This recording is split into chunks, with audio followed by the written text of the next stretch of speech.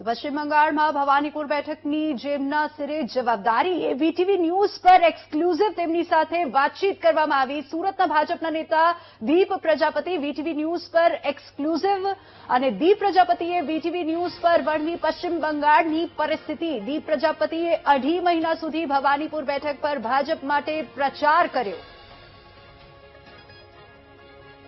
તો પશ્ચિમ બંગાળમાં પોસ્ટ પોલ વાયલન્સ પછી ત્યાં અધિકારીઓ સાથે વાતચીત કરવામાં આવી અને સુરતથી ભાજપ નેતા દીપ પ્રજાપતિ બંગાળ ગયા. ભવાનીપુર બેઠક ખાતે તેઓએ સ્ટાર પ્રચારક તરીકે તેઓ ત્યાં ગયા હતા અને વીટીવી ન્યૂઝ પર એક્સક્લુઝિવ વાતચીત કરવામાં આવી છે દીપ પ્રજાપતિ સાથે. આ જ મુદ્દે આપણી સાથે સંવાદદાતા ધ્રુવ લાઈવ જોડાઈ ગયા છે. ધ્રુવ, દીપ પ્રજાપતિ સ્ટાર પ્રચારક તરીકે બંગાળ ગયા હતા અને તેઓએ શું જણાવ્યું છે, ત્યાંની પરિસ્થિતિ કેવી? ધ્રુવ. બિલકુલ, સુરતથી પશ્ચિમ બંગાળના જુદા જુદા વિસ્તારોમાં, જુદા જુદા જિલ્લાઓમાં જે છે તે પ્રચાર માટે અને ત્યાંની સ્થાનિક જમીની લેવલની પરિસ્થિતિ જાણવા માટે સુરતથી દીપ પ્રજાપતિ જે છે તે પશ્ચિમ બંગાળ ગયા હતા અને ત્યાંની સ્થિતિ વિશે દીપ પ્રજાપતિએ ખૂબ જ ચોંકાવનારી માહિતી આપી છે. આપણી સાથે દીપ પ્રજાપતિ જોડાયા છે, તેઓની સાથે વાત કરીશું અને આ સુડુંક અધિકારી જે છે એમની સાથે, તેમના જે પીએ છે તેમની સાથે પણ તેમને મુલાકાત કરી છે અને તમામ બાબતે તેમને જે માહિતી આપી છે તેમની સાથે વાત કરીશું. દીપભાઈ, તમે તો 2.5 મહિના ત્યાં આખી સ્થિતિ કેવી જોવા મળી હતી? શું આખી પરિસ્થિતિ હતી?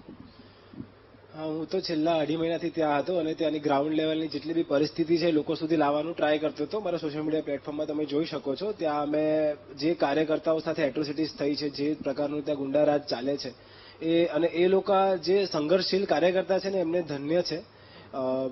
એમના લીધે જ અત્યારે બંગાળ બચ્યું છે આપણું. અને તો હમણાં જ હાલમાં જે શુભેન્દુ અધિકારીજીના જે પીએ છે ચંદ્રનાથ રથજી, એમને મેં નજીકથી કામ કરતા જોયા છે. 2.5 મહિના હું બંગાળમાં દરેક ડિસ્ટ્રિક્ટમાં કવર કર્યું. 4 ડિસ્ટ્રિક્ટ મારા બાકી હતા, પણ પછી હું ભવાનીપુરમાં ગયો હતો. છેલ્લા 20 દિવસ ભવાનીપુરમાં હતો હું.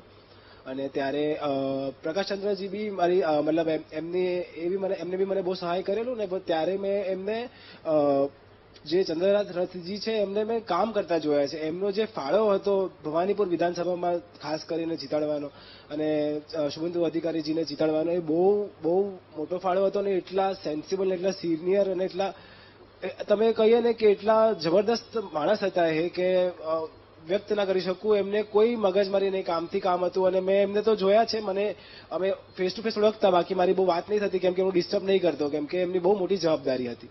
પણ મારું કેવું ગ્રાઉન્ડ લેવલનું કામ હતું, હું ફરતો રહેતો હતો. હું ત્યાં બી ગયેલો તો મેં એમને રીતના કામ કરતા નજીકથી જોયા. પણ આજે મેં ન્યૂઝ સાંભળ્યા, મને બહુ દુઃખ થયું કે યાર સાલું, વિચાર કરો તમે કે આપણે જીતી ગયા, ભારતીય જનતા પાર્ટીનું શાસન થઈ ગયું, પછી બી આ લોકો આવું કરી શકે તો અમારા જે નાના કાર્યકર્તાઓ પર તો શું થઈ શકે. એટલે પણ અમે લોકો ડરવાના નથી. એ લોકોના અમને નરેન્દ્ર મોદી સાહેબ, અમિત શાહ સાહેબ અને નીતિન અમિતજી ઉપર પૂરેપૂરો વિશ્વાસ છે કે આપણું જે બંગાળ, આપણે જે કલ્પના કરી છે સોનાર બંગલાની, આપણું જે બંગાળ છે ક્રાંતિનું ભૂમિ છે, આપણે જે બંગાળ માટે વિચાર્યું છે કે આવતા વર્ષે આપણે ફરવા જઈ શકશું, એવું બંગાળ, એટલું સુરક્ષિત બંગાળ થઈ જશે.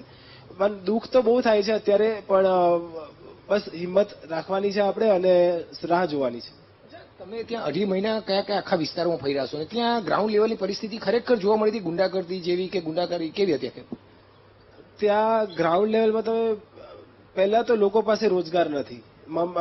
માતા પિતા એકલા છે ઘરે, દીકરાઓ ગામ છોડીને, ઘર છોડીને બહાર કામ કરે છે. મહિલા સુરક્ષાના અમે કંઈ નથી. ખુદ સીએમ એમ કહેતા હોય કે 8 વાગ્યા પછી બહાર નહીં નીકળવાનું. 526 કિલોમીટર બોર્ડર ખુલ્લી છે. તમે ઇમેજિન કરી શકો બાંગ્લાદેશી કેટલા આવતા હશે ને. મને કદાચ ન્યૂઝ મળ્યા સાચા છે કે ખોટા મને ખબર નથી, પણ એમને જે કાલે હત્યા કરી, જે લોકોએ ગોળી મારી, શૂટર જે હતા એ બાંગ્લાદેશથી હતા અને પાછા બાંગ્લાદેશમાં જતા રહ્યા છે, એવી કંઈક મને માહિતી મળી છે. સાચી છે કે ખોટી છે ખબર નથી, પણ તમે વિચારી શકો છો કે કેટલું ફ્રીલી બાંગ્લાદેશ લોકો આપણા ભારત દેશમાં આવીને આ બધી ગંધ ફેલાવી શકે છે. અને ટીએમસીનું જે સપોર્ટ છે બાંગ્લાદેશી લોકોને આવવા જવાનો. હું ગુજરાતથી ગયો તો મારા પર તો મમતા દીદી એવા પ્રહાર કર્યા છે કે તમે જોયું જ હશે ટીવીમાં.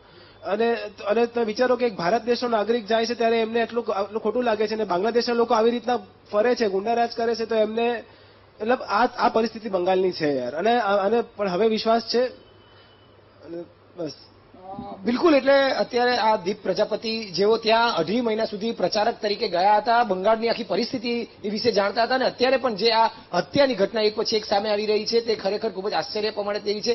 આ જે પીએ છે સુદુગ અધિકારીજીના, તેમની સાથે પણ તેઓ રહ્યા હતા અને તેમના અધિકારીના તેમના નેચરથી પણ તેઓ વાકેફ હતા, પરંતુ જે રીતની આખી આ ઘટના સામે આવી છે તે ખરેખર એક અવિસ્મરણીય એટલે કે ચોંકાવનારી હકીકતો ત્યાંની બયા કરે છે, ત્યાંની સામે લાવે છે કે જે રીતની આ ગુંડારાજ પશ્ચિમ બંગાળમાં ચાલી રહ્યું છે.